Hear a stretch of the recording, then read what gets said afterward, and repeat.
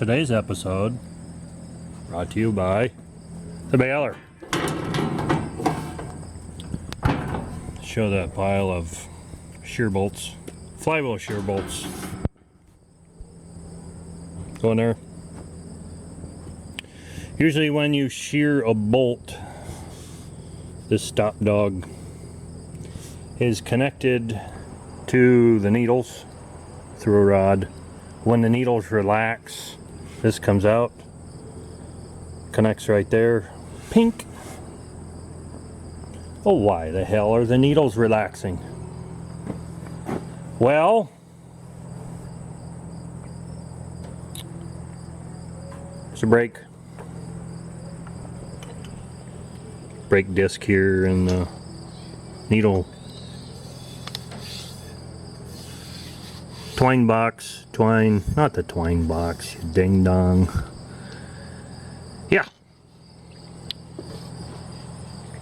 Brake in here, best I can tell is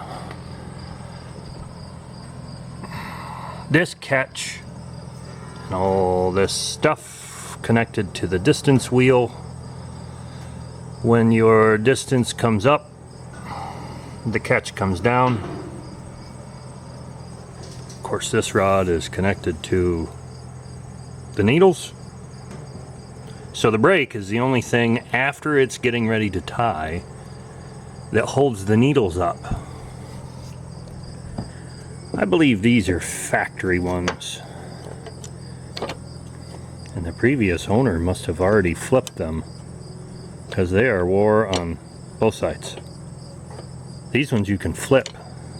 Of course, the new ones are just molded.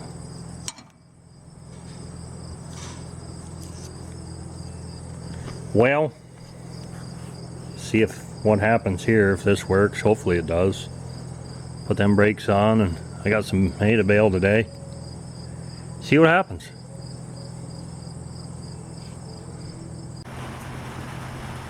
Well, if you can hear that, rain on the tin roof.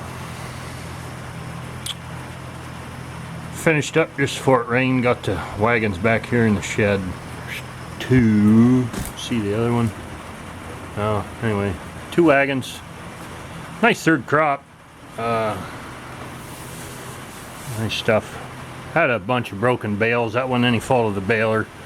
It could have laid a while longer, but I want to get it picked up before it rained. Anyway, with the shear bolts on the baler,